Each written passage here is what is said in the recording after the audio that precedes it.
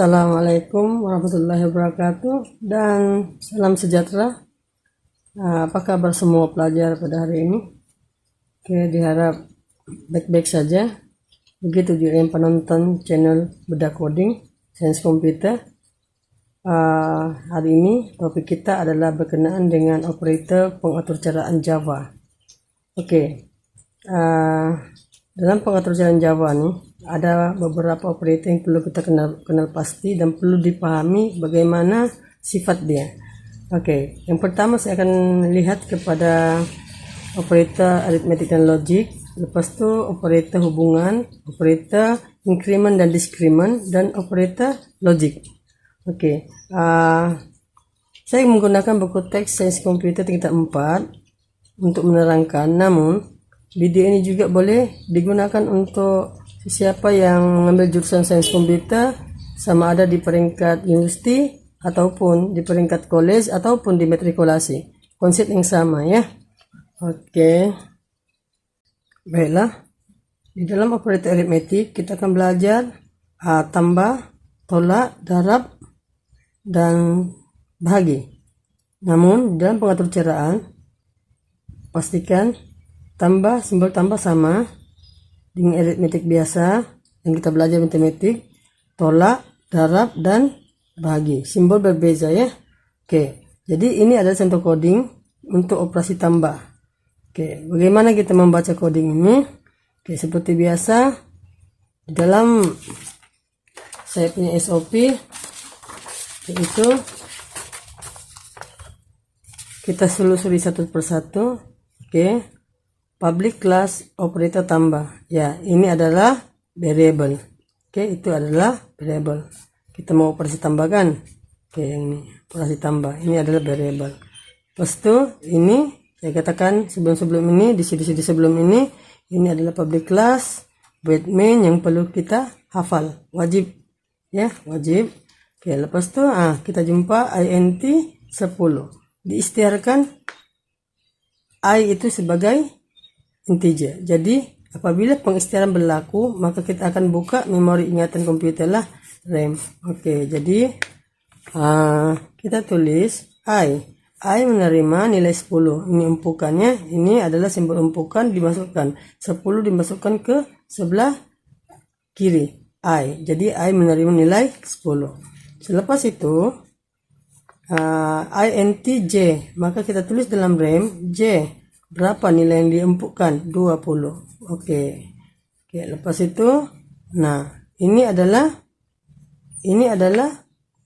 operasi ya. Ini adalah formula. I sama dengan I tambah J. I siapa? Adalah 10. Oke, lihat pada RAM ini J ialah 20. Ditambahkan, dimasukkan ke dalam I. Dimasukkan ke dalam I. Jadi kita tambah dulu 10 tambah 20. Berapa? Sama dengan 30. 30 ini dia kata dimasukkan hasil nilai ini dimasukkan ke dalam I, maka I menerima nilai baru 30 masuk sini. Oke, yang dahulunya I adalah 10 sudah menjadi 30. Oke. Jadi bila di sini adalah dia sistem out.print, maksudnya kita buat lagi output. Oke, pada program ini. Oke, apa yang di-outputkan? Oke, lihat dulu. Semikolon ini maksudnya ini yang akan ditulis pada awalnya. Hasil tambah ialah, oke. Lepas itu dia ada titik bertindih. Oke, ini tambah I, maksudnya merujuk ke dalam ingatan yang di sini. Oke, merujuk kepada ingatan. Oke, kalau masih lagi keliru tentang tambah I ini, lihat ciri-ciri sebelum ini ya. Saya sudah terangkan secara detail di sana. Jadi ini kira lancar lagi daripada sebelum ini. Oke, jadi apa yang I ialah nilai awal I, nilai terakhir untuk I adalah 30, maka dia akan tulis 30. Oke, lepas itu program pun habis, dibuka 2, 1, 2, ditutup pun mesti 2. Jadi outputnya adalah 30. Oke, seterusnya kita pergi operasi tolak pula. operasi tolak ya. Dalam operasi tolak, oke, kita selusuri, baca coding ini. Oke, lihat public class operasi tolak ya, memang kita mau menolak kan. Oke, lepas itu dia turun. Nah, ini hafal ya. Oke, public static void main nih. Nah, ini pengisytiharan, maka kita akan buat rem. Apa variabel dia? I. Jadi I menerima umpukan 30. Oke, maka masuk I ke dalam rem. Selepas itu J diisytiharkan menerima nilai 20. Oke, lepas itu I, formula dia I sama dengan I tolak J. Jadi I berapa? 30 tolak 20. Jadi berapa? Berapa nih? Oke, ini 10. 10 ini akan dimasukkan ke dalam I. Jadi I menerima nilai baru 10. Oke, bila dicetak maka lahirlah output. Oke, kita akan tulis di monitor kita. Ya, dia akan terpapar di monitor. Jadi lihat dia punya semikolon, dia punya pembuka kata itu ya. Oke, hasil tolak. Jadi, hasil tolak ialah berapa? Diminta nilai I, maka I berapa pada masa itu adalah yang terbaru adalah 10. Oke, jadi inilah dia punya, tengok dalam teks, inilah dia punya jawaban. Seterusnya kita pergi ke operasi darab. Kita selusuri balik, maka kita akan buat rem. Bila berjumpa int I menerima nilai berapa? 30. Lepas itu J menerima nilai, ini umpukan dapat J menerima nilai 20. Lepas itu operator, jumpa operator darab. I darab J, maksudnya 30 darab 20. Jadi diumpukkan, kalau 30 darab 20 sama dengan 600 kan. Oke, jadi ini 600 ini diumpukkan ke dalam I. Jadi nilai 600 ini masuk ke dalam I. Jadi I bernilai yang terbaru adalah ini, I kan akan mati di dalam ini. Oke, akan hapus, maka digantikan dengan nilai baru. Oke. Jadi bila di print out, maka lihat dulu dia punya pembuka kata dan penutup kata, maka dia output dia akan tulis hasil darab ialah tindih. Nah, ini plus I, maksudnya apa yang terdapat dalam memori I? Ini 600, maka 600 sama kah? Sama kan? Oke. Seterusnya kita pergi ke operasi bahagi. Dalam operasi bahagi, perhatikan betul-betul ya.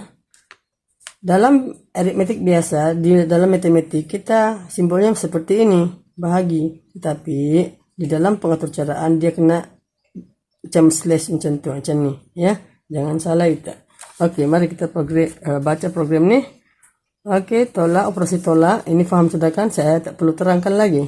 Oke, public static void sama juga. Nah, jumpa pengisytiharan. Maka apabila jumpa pengisytiharan, tulis rem I menerima nilai 30.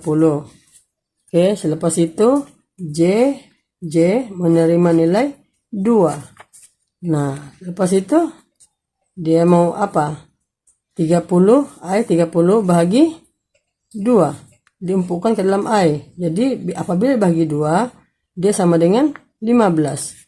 Oke, 15. Jadi nilai 15 ini akan dimasukkan ke dalam I. Jadi nilai terbaru pada I adalah yang ini nilai lama. Jadi akan hapus dan dimasukkan nilai yang terbaru di 15. Oke, lepas itu hasil output output, hasil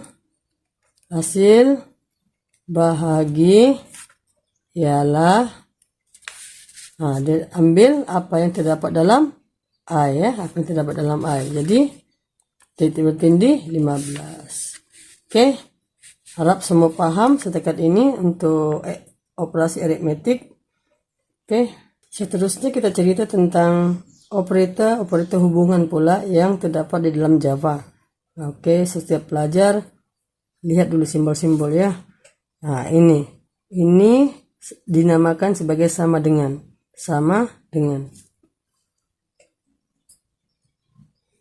Oke, seterusnya kita akan lihat kepada operator hubungan.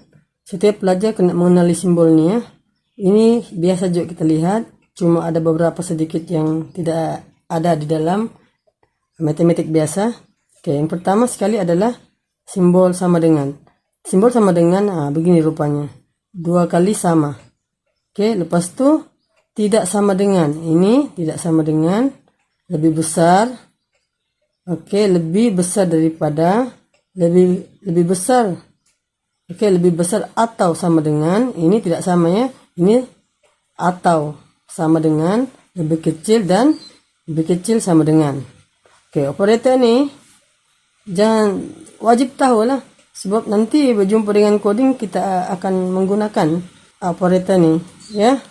Lihat contoh 27 dalam buku teks muka surat 85.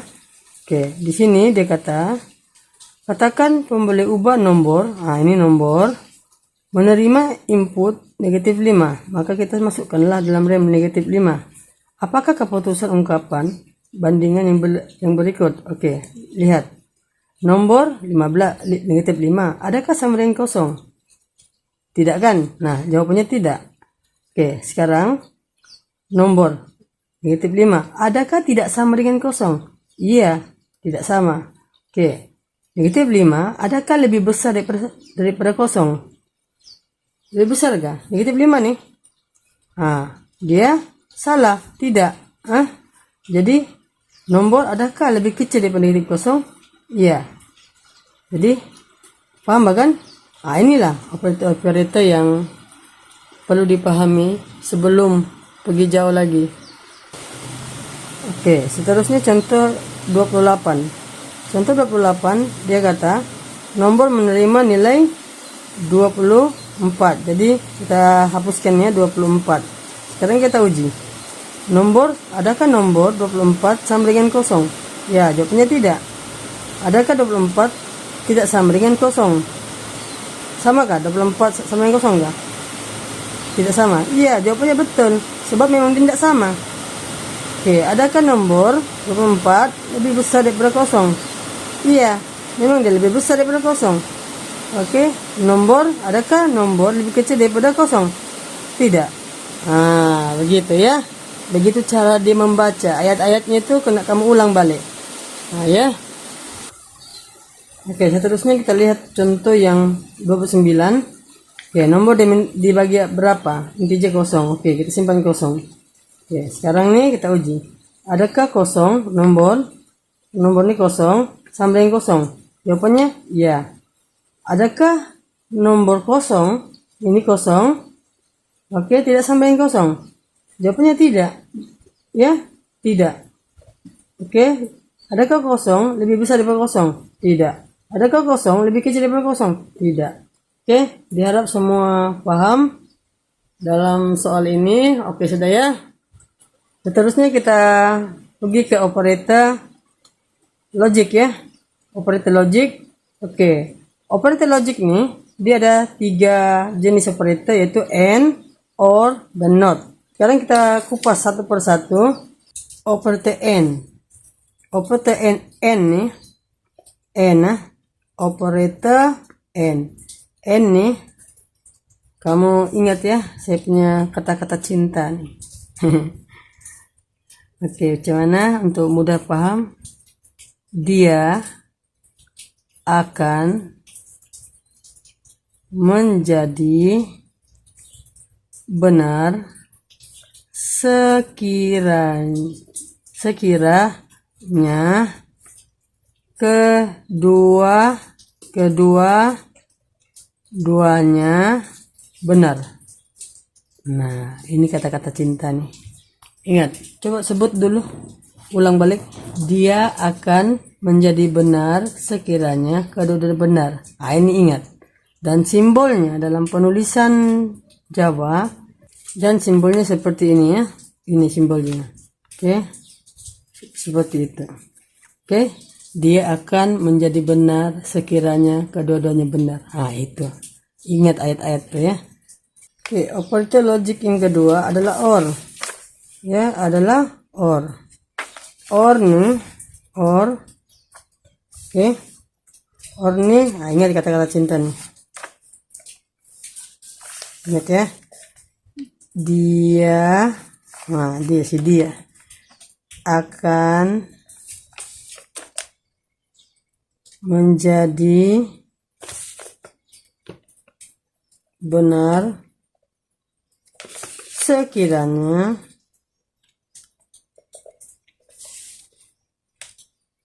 kedua-duanya benar atau salah satu benar. Nah, ingat kata-kata cintanya. Kamu ulang balik semua pelajar. Mari kita baca sama-sama ya. Dia akan menjadi benar sekiranya kedua-duanya benar atau salah satu benar. Ah, ini kena ingat. Selalu bercakaplah. Kalau N tadi, dia akan menjadi benar sekiranya kedua-duanya benar. Oke. Kalau OR, dia akan menjadi benar sekiranya kedua-duanya benar atau salah satu benar. Oke. Di sini saya hanya memperkenalkan saja. Kita akan berjumpa. Operator ini sangat banyak digunakan di dalam pengaturan Java untuk pengujiannya, untuk mencari julat. Nah, mereka kebanyakannya menggunakan operator yang kita bincangkan pada hari ini ya. Oke, baik. Operator yang terakhir untuk operator logik adalah not ya, not ya. Not ini tidak. Tidak. Apa kata cintanya nih? Yang benar jadi salah. Yang salah jadi benar. Nah, oke, kita ulang balik. Yang benar jadi salah, yang salah jadi benar. Nah, jangan sebab salah di situ pula. Oke, ini dia punya konsep ya. Baiklah, kita sudah membincangkan tentang operator aritmetik, kita hubungan dan logik ya. Kenapa saya bincangkan dahulu? Sebab nanti kita berjumpa dengan program, kita jumpalah operator nih. Jadi kena paham dulu operator sebelum kita pergi masuk ke dalam topik if, else, while, for. Nah, oke. Satu lagi yang kita boleh bincangkan tentang increment dan discrement. Increment nih konsepnya begini. Untuk incrementnya dia maksudnya plus. Kalau discrement nih penolakan. Oke. Tolak. Kalau increment menokok. Katakanlah kita jumpa seperti ini. Tolak. Oke, lepas itu kita jumpa lagi tolak Nah. Oke, lepas itu kita jumpa lagi tambah. Lepas itu kita jumpa lagi tambah Oke, bagaimana sifatnya? Ini adalah discrement, ini adalah increment, ya. Oke, katakanlah sama dengan 1. Oke, bila sampai sini, ini saya tidak akan pergi lebih lanjut lagi hal ini ya. Saya hanya memperkenalkan saja bagaimana perlakuan operator increment dan discrement. Oke, apabila E1, bila ini maksudnya 1, tolak-tolak. Jadi sebenarnya apa yang berlaku di dalam ingatan, di dalam RAM?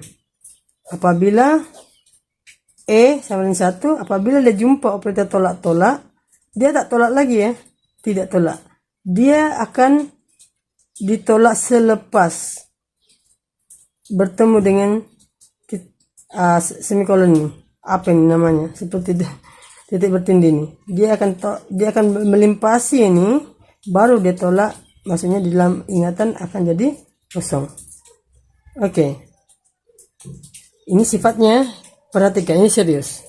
Tetapi kalau di sini tolak-tolak dulu baru E, apa terjadi? Oke, kita buat balik rem. E itu mendapat nilai 1. Apabila dia berjumpa tolak-tolak, dalam ingatan sebenarnya telah berlaku penolakan awal, ya. Jadi kosong.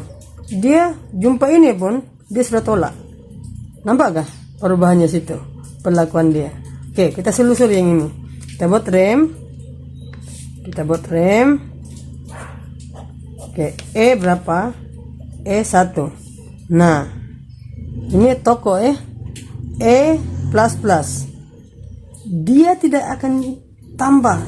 Dia tak akan tambah toko 1, tidak. Karena dia mesti melewati yang ini dulu. Dia mesti limpas dulu sana.